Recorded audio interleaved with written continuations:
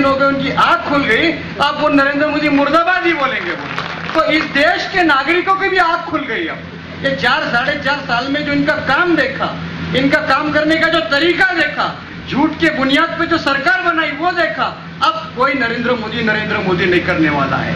मैं आपको बताना चाहता हूं, ये विभाग में तो ऐसा नेतृत्व है अशोक चौहान साहब का कि आप समझे कि ऐसे नेतृत्व को तो हमें बढ़ावा देना चाहिए और यहाँ से तय करना चाहिए, पूरे महाराष्ट्र का, पूरे देश का वो नेतृत्व कर रहे हैं। यहाँ से तय करना चाहिए कि अशोक चौहान साहब आप पूरे महाराष्ट्र पर प्रचार करो, यहाँ का एक एक मुस्लिम आदमी, एक एक बच्चा पूरी ताकत से निकल के अशोक चौहान साहब को, पिछले बार जो ऑटो से आए थे 80,000 से, इस बार 2 से 3 लाख ऑटो से चुन के लाएगा, ये तय करने का काम।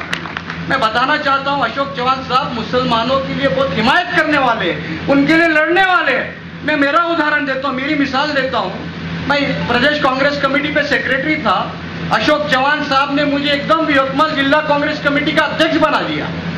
अच्छा काम देख के, मुसलमान नौजवान बच्चा पढ़ा लिखा है, मुझे पूछा भी नहीं और मुझे यवतमाल जिला कांग्रेस कमेटी का अध्यक्ष बना दिया। और आपको बताते बड़ा फख्र होता है कि अशोक चौहान साहब प्रदेश अध्यक्ष बनने के बाद 4 मुस्लिम जिला अध्यक्ष है।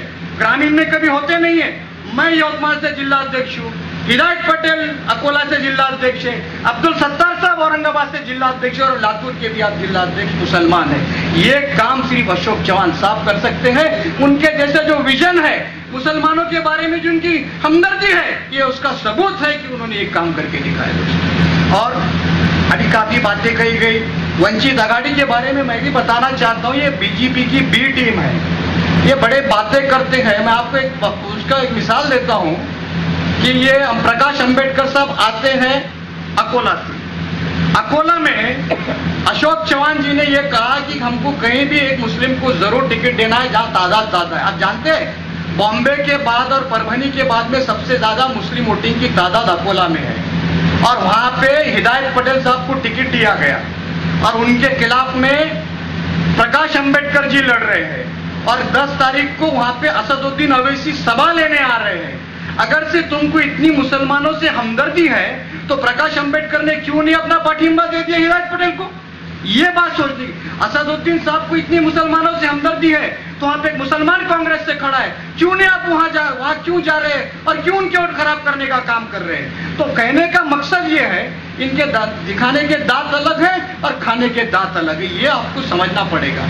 उनको वोट जाया करना है, वंचित आघाड़ी हो, समाजवादी पार्टी हो या अपक्ष हो, इनको मदद करना यानी बीजेपी को मदद करने जैसा है। सही बताया आपने कि जिस तरह का माहौल ये बना देते हैं कि हमारी सीट चुन के, कोई दूर दूर तक इनकी सीट चुन के आने का कोई चांस नहीं है। दोस्तों, मैं आपको बताना चाहता हूं कि वंचित आघाड़ी के हमारे यवतमाल में भी कैंडिडेट खड़े हैं बंजारा समाज के, और वो कभी बीजेपी के साथ घूमते हैं, उनके वायरल हो रहे फेसबुक पे फोटो, कभी अपक्ष के साथ हो रहे, कभी शिवसेना के साथ, और ये पूरी बीजेपी की बी टीम है। प्रकाश अंबेडकर साहब से इतनी कोशिशें की गई, अशोक चौहान जी ने इतनी कोशिशें की, लेकिन उन्होंने माना नहीं और उन्होंने किसी भी तरह बीजेपी को। आप सोचना चाहिए कि कहां से इतने हेलीकॉप्टर आ रहे हैं, कहां से इतना प्रचार के लिए तामझाम कहां से आ रहा है, ये सोचने की बात है, इस पर गौर करने की जरूरत है। दोस्तों, मुझे भी जाना है, वक्त की बहुत कमी, इसलिए मैं ज्यादा वक्त नहीं लूंगा, लेकिन फिर आपसे गुजारिश करने के लिए यहाँ मैं आया हूँ कि अशोक चौहान जी जैसा नेतृत्व है, और मेरे दिल में कोई शक नहीं है कि 23 मई को तो इंशाल्लाह वो खासदार बन ही रहे हैं, लेकिन अक्टूबर नवंबर में इंशाल्लाह इस रियासत के वजीर आला भी इंशाल्लाह बनने वाले, इसके मेरे दिमाग में, तो मेरे जहन में कोई इसके बारे में शक की गुंजाइश नहीं है। दोस्तों,